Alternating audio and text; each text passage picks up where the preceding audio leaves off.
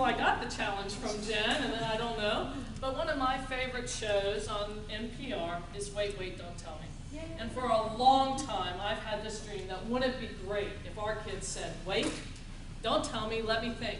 Because we know for them to understand mathematics, they need time to think, they need to struggle, and they also need to critique arguments and defend their thinking. But think about what we do in our effort to try to help them. Think about this problem, typical problem, you're enclosing a dog pen or a play yard or whatever.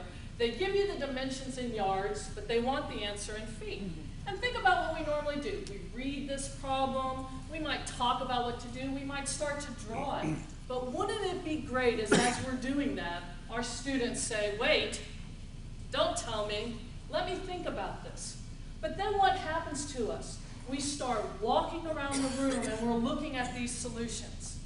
And the kids only added 2 sides together, not all 4, and what do you want to do? I bet you want to intervene and say something to them, don't you? And you want to say, oh, or if the bottom one, they didn't even add the fractions right. You're like, oh God, what's going on here? And you want to intervene. Or they add all the sides correctly, but they've got the answer in yards and they haven't gotten it into feet. And I bet you want to help them out and intervene. But once we start doing that, we've got all these solutions, and then how in the world do we debrief it? And if we aren't careful, what happens in that debriefing is we ended up telling them how they should be thinking about these problems, and we've now removed their thinking again. And what happens is you change from a very rich, creative thinking. And by the way, when I was a kid, I did stick my tongue out when I was thinking. That's how you knew I was thinking. And then when we intervene, we remove their thinking and nothing. Or they're mimicking whatever we're saying. But wouldn't it be great if when they saw those answers, they asked themselves, why are there so many different ones? Is this a multiple answer type problem?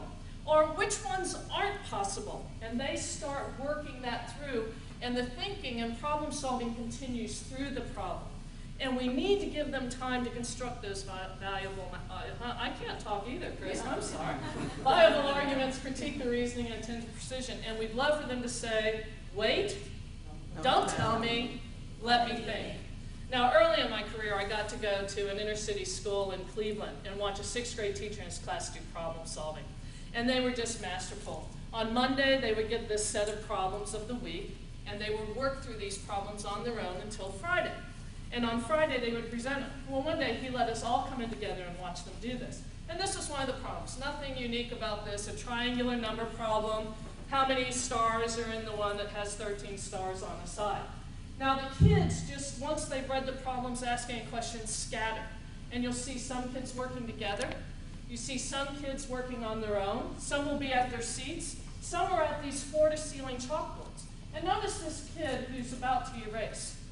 Now, I put this in here because right about now I knew I need to breathe. And you'll have a second slide that'll show this too. It'll just tell us it's ready for new slides, so I'll know to start again. But look at the different attempts he's making. And as he's working through, he erases, see, new slide. Good. All right. Now, as they're working on this, the teacher walks over and says, how are we doing, men? And they said, oh, we're having some problems with this one. They said, well, what's up? And they said, well, we just started. And he says, oh, really? Does that mean leave me alone? I need time to think about it? And those kids turned and said, yes. They said, wait, don't tell me. Let me think. And notice, he's walking away.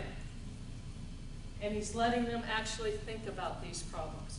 Because we know for kids to understand math, they need time to think. They need time to rethink. They need time to hear what others are thinking. And then they need time to rethink again. Talk about perseverance. How many of our kids would do this? Now at the end, they present their solutions to their problems. And notice this hand down in the bottom, writing it out in words. What the thing is, they're actually up there in pairs.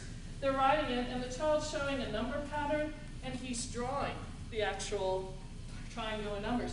Teacher says, I noticed you doing this, but you had the numbers on your problem. Did you work with the numbers or the pictures? He said, well, I really just worked with the numbers. But notice this child is considering his audience as he's presenting his argument.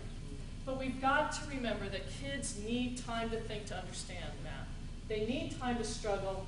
They need time to critique arguments and defend their thinking. And we need to give them the gift of waiting, not telling them, and letting them think. Thank you very much.